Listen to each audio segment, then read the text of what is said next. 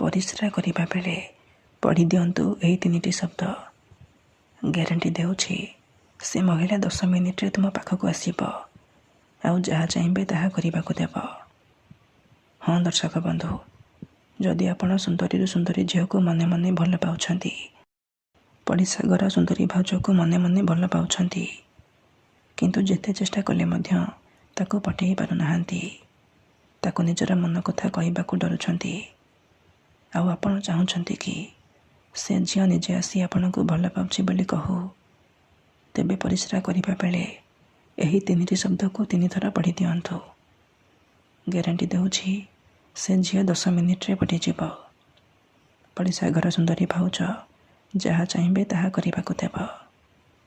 ରାତି ଦିନ ଘରକୁ ଡାକିବ ଆଉ ଆପଣଙ୍କର ସବୁ ଇଚ୍ଛା ପୂରଣ କରିବ।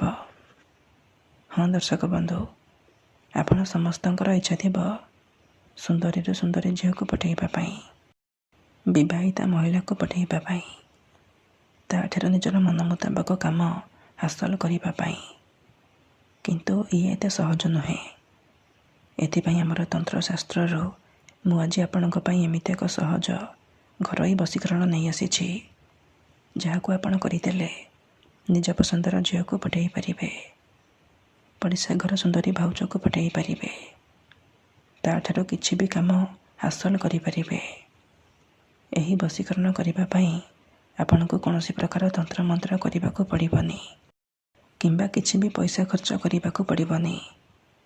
ଆପଣ ବିନା ମନ୍ତ୍ର, ବିନା ତନ୍ତ୍ର, ବିନା କୌଣସି ପଇସା ଖର୍ଚ୍ଚ କରି ନିଜ ପସନ୍ଦର ସୁନ୍ଦରୀରୁ ସୁନ୍ଦରୀ ଝିଅକୁ ପଠେଇ ପାରିବେ। କେବଳ ଆପଣଙ୍କୁ ପରିସ୍ରା କରିବା ବେଳେ ଏହି 3ଟି ଶବ୍ଦକୁ 3 ଥର ପଢ଼ିବାର ଅଛି।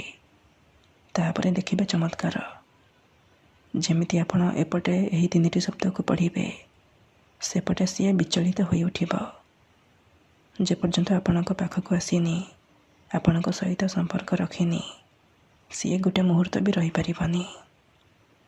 ନମସ୍କାର ଦର୍ଶକ ବନ୍ଧୁ, ଏସ୍ ମନ୍ତ୍ର ଚ୍ୟାନେଲରେ ଆପଣମାନଙ୍କୁ ସ୍ୱାଗତ। ଆଜିର ଏହି ବଶୀକରଣ ପ୍ରଚଣ୍ଡ ମହାଶକ୍ତିଶାଳୀ ବଶୀକରଣ। ଏହାର ପ୍ରୟୋଗ କେବେ ବି ଖାଲି ଯାଏନି। ତେଣୁ ମୋର ଆପଣମାନଙ୍କୁ ଅନୁରୋଧ କି ଏହାକୁ ଆପଣ ଭାବିଚିନ୍ତି ପ୍ରୟୋଗ କରିବେ। ମନରେ କୌଣସି ଖରାପ ଉଦ୍ଦେଶ୍ୟ କିମ୍ବା କୌଣସି ଖରାପ କାମ ପାଇଁ ଆପଣ ଏହି ବଶୀକରଣ ବିଧିକୁ ପ୍ରୟୋଗ କରିବେନି। ଯଦି ଆପଣ ସେ ଝିଅକୁ ସତରେ ଭଲ ପାଉଛନ୍ତି, ତାକୁ ବିବାହ କରିବାକୁ ଚାହୁଁଛନ୍ତି, ତେବେ ଆପଣ ଏହି ବଶୀକରଣ ବିଧିକୁ ପ୍ରୟୋଗ କରିବେ। ଅନ୍ୟଥା ମନରେ କୌଣସି ଖରାପ ଉଦ୍ଦେଶ୍ୟ କିମ୍ବା କୌଣସି ଖରାପ କାମ ପାଇଁ ଆପଣ ଏହି ବଶୀକରଣକୁ ପ୍ରୟୋଗ କରିବେନି। କାହିଁକି ନା ପରିସ୍ରାର ଏହି ବଶୀକରଣର କୌଣସି ପ୍ରକାର କାଟ ନାହିଁ। ଯେଉଁ ଝିଅ ବା ବିବାହିତା ମହିଳା ଉପରେ ଆପଣ ଏହି ବଶୀକରଣକୁ ମାତ୍ର ଗୋଟିଏ ଥର ପ୍ରୟୋଗ କରିଦେବେ, ସିଏ ସେହି ସମୟଠାରୁ ଆପଣଙ୍କ ଆଡ଼କୁ ଆକର୍ଷିତ ହେବାକୁ ଲାଗିବ, ଆପଣଙ୍କୁ ଭଲ ପାଇବାକୁ ଲାଗିବ। ଆପଣଙ୍କ ପ୍ରେମରେ ଏମିତି ଦିବାନୀ ହେଇଯିବ କି ପାଗେଳି ପରି ଆପଣଙ୍କୁ ଭଲ ପାଇବ। ଏହି ବଶୀକରଣ ସାହାଯ୍ୟରେ ଆପଣ ଶାଶୁ, ନଣନ୍ଦ, ଦିଅର, ଭାଉଜ କାହାକୁ ବି ନିଜ ବଶରେ କରିପାରିବେ। ତା'ଠାରୁ ନିଜର ମନ ମୁତାବକ କାମ ହାସଲ କରିପାରିବେ। ପଡ଼ିଶା ଘର ସୁନ୍ଦରୀ ଭାଉଜକୁ ମଧ୍ୟ ପଠେଇ ପାରିବେ। ତା'ଠାରୁ ନିଜର ମନ ମୁତାବକ କାମ ହାସଲ କରିପାରିବେ। ତେବେ ଏହି ବଶୀକରଣ କରିବା ଅତି ସହଜ।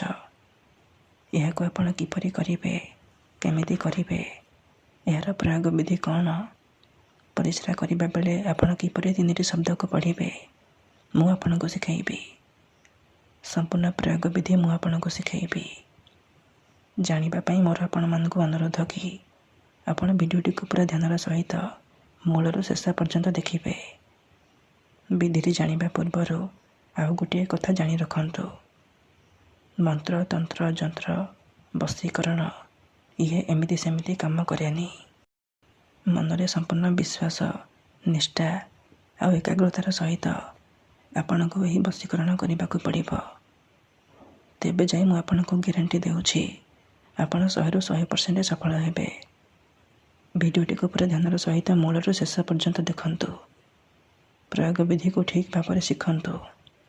ତାପରେ ଆପଣ ଏହି ବଶୀକରଣ କରିବା ପାଇଁ ଯିବେ। ଅଧାରୁ ଛାଡ଼ିକି ପଳେଇଲେ କିମ୍ବା କାଟି କାଟି ଦେଖିଲେ ଆପଣ କିଛି ବି ବୁଝିପାରିବେନି।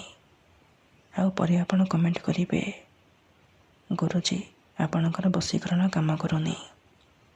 ଦେଖନ୍ତୁ, ଯେଉଁପରି ଆପଣ ଭଗବାନଙ୍କୁ ମାନୁଛନ୍ତି, ଭଗବାନଙ୍କ ଉପରେ ବିଶ୍ୱାସ ରଖିଛନ୍ତି, ନିଜର ସବୁ ଦୁଃଖ, କଷ୍ଟ, ଅସୁବିଧା ଭଗବାନଙ୍କୁ ଜଣାଉଛନ୍ତି। ଯଦି ସେ ଅସୁବିଧାର ସମାଧାନ ନ ହେଲା, ତା'ର ମାନେ ନୁହେଁ କି ଭଗବାନ ନାହାନ୍ତି।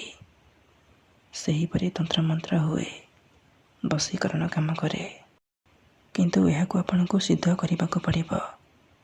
ପ୍ରୟୋଗ ବିଧିକୁ ଠିକ୍ ଭାବରେ କରିବାକୁ ପଡ଼ିବ। ମୁଁ ଆପଣଙ୍କୁ ଯେମିତି ଶିଖେଇବି, ଆପଣଙ୍କୁ ଠିକ୍ ସେହିପରି କରିବାକୁ ପଡ଼ିବ।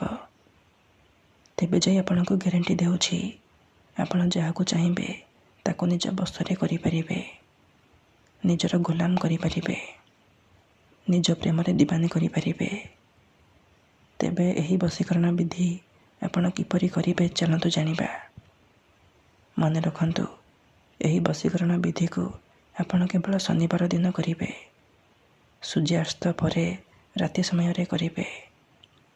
ବିଧିଟି କରିବା ପୂର୍ବରୁ ଭଲ ଭାବରେ ହାତ, ଗୋଡ଼, ମୁହଁ ଧୋଇକି ସଫା ବସ୍ତ୍ର ପିନ୍ଧିକି ଆପଣ ଏହି ବଶୀକରଣ ବିଧିକୁ ଆରମ୍ଭ କରିବେ। ପ୍ରଥମେ ଆପଣ କ'ଣ କରିବେ, ଖଣ୍ଡେ ସାଧା କାଗଜ ଆଣିବେ, କଳା ରଙ୍ଗର କଲମ ଆଣିବେ। ତାପରେ ସେଇ କାଗଜରେ ସେଇ ଝିଅ ବା ମହିଳାର ନାମ ଲେଖିବେ, ଯାହାକୁ ଆପଣ ନିଜ ବଶରେ କରିବାକୁ ଚାହୁଁଛନ୍ତି। ଆଉ ତା ତଳେ ଆପଣ ଏହି 3ଟି ଶବ୍ଦ ଲେଖିବେ, ତ୍ରିମ୍ ତ୍ରିମ୍ ତ୍ରିମ୍। ଏହି 3ଟି ଶବ୍ଦ ଲେଖିବେ। 3ଟି ଶବ୍ଦ ଲେଖିସାରିବା ପରେ ଆପଣ ସେ କାଗଜକୁ ନେଇକି ଘର ବାହାରେ କୌଣସି ଏକ ସୁନସାନ ଜାଗାକୁ ଯିବେ, ଯେଉଁଠାରେ ଆପଣଙ୍କୁ କେହି ଦେଖିବେନି କିମ୍ବା ଉଦ୍ଧାର ଡାକିବେନି। ତାପରେ ସେ କାଗଜକୁ ତଳେ ମାଟି ଉପରେ ରଖିବେ, ଆଉ ଆଖି ବନ୍ଦ କରିକି ସେଇ ଝିଅ ବା ମହିଳାକୁ ମନେ ମନେ ଭାବିବେ। ତା'ର ମୁହଁକୁ ନିଜ ମନରେ ଭାବିବେ। ଭାବି ସାରିବା ପରେ ଆପଣ ସେ କାଗଜ ଉପରେ ପରିସ୍ରା କରିଦେବେ।